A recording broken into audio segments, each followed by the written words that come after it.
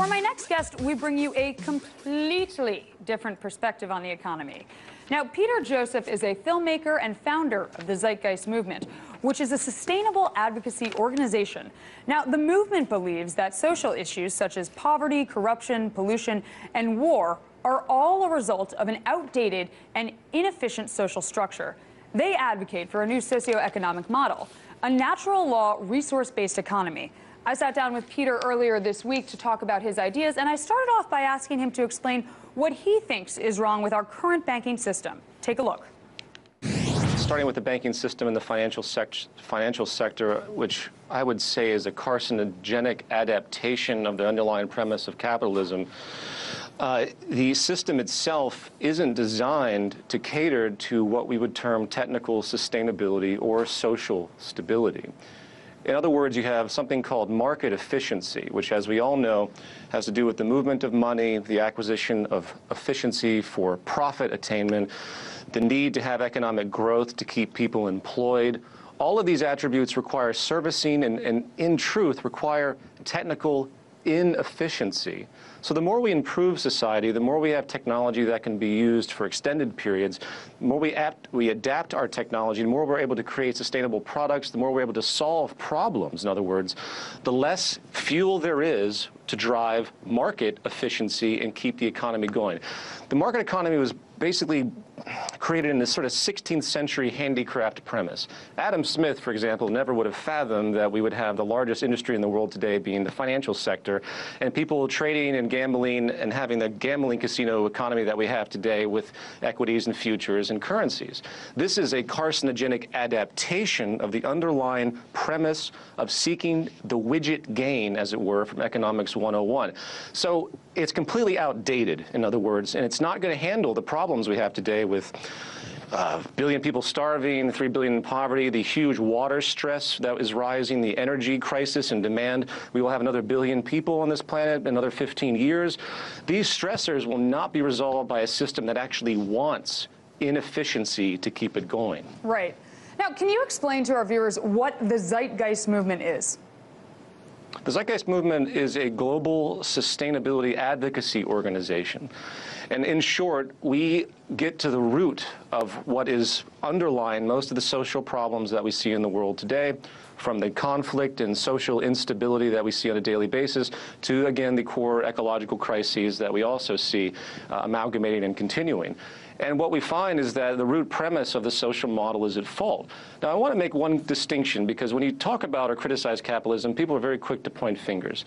Capitalism did not start in the 16th century, even though it was formalized as such. The premise of capitalism, the premise of the market itself, is this fear of scarcity and the necessity to compete and gain advantage over others because of that fear. And this has amalgamated into this complex system that we have today that is literally decoupled from itself, where people are out trading and gaining without any regard for what actually is relevant to social progress. So the movement sees this, and we also see that we have immense problem-solving capacities and technological solutions out there that are going unused because they are simply too efficient to be applicable to keep market circulation going. So we recommend what I term a natural law resource-based economy. And this idea simply says that we need to use the scientific method. We need to get down to the root of what actually creates life support, creates public health, ensures security of the environment, ensures social and ecological sustainability. And to do so, we need to install a completely different social system that actually has that interest in mind. And that is an elaborate conversation that we can go into at length, but I'm going to stop right there. And I do want to go into it at length at some point, but thank you for soundbiting it for us. But my question is, what happens when economic growth slows today as compared to what would happen when economic growth slows in this more sustainable society that you envision, Zeitgeist Movement? Oh. Well, that's a very interesting idea, because you're premising economic growth within the market context. There would be no economic growth in the same theoretical understanding in a resource-based economy.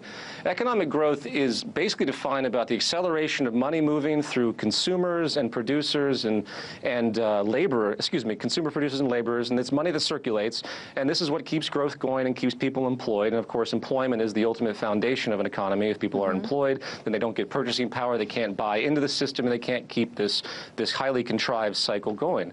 In a new model, in a socially sustainable model based on the scientific method, we don't have economic growth. You have actual tangible production to meet human needs, and you use the high propensity, the highly optimized sustainability and efficiency protocols, you could call them, that we have derived from nature that says, okay, you shouldn't overuse this resource because it's scarce. We should use high propensity resources that have good abundance rather than deplete, say rare earth metals for arbitrary purposes, such as cheap cell phones that you can buy for 99 cents that end up in a landfill and never recycle because they're not designed to.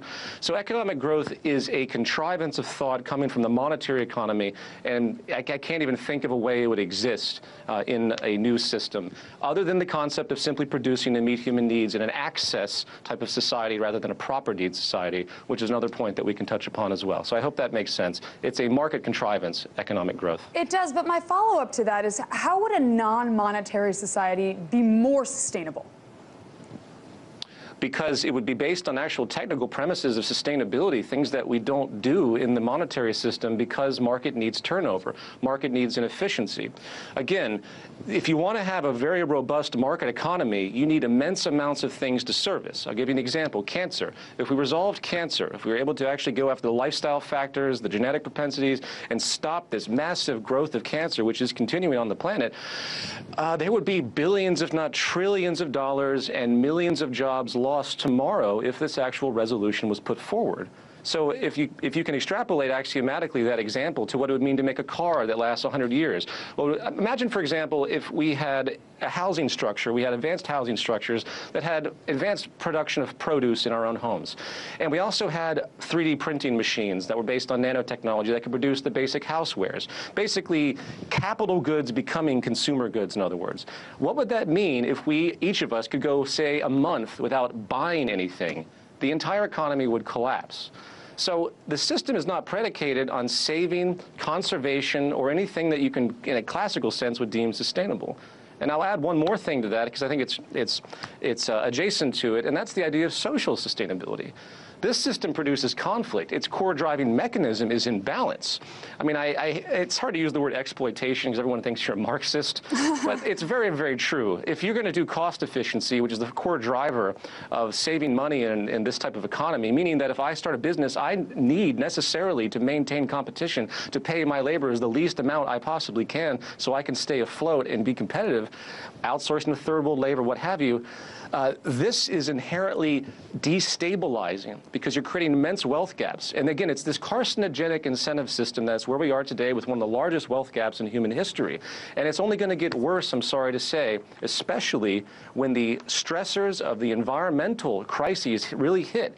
The wealthy are going to continue to compound their greed, which greed is based on fear, continue to secure their positions, and you're going to continue to see larger and larger wealth divides until, of course, as history has proven, you end up with probably a revolution of sorts, which we are seeing periodically around the world right now for similar economic reasons.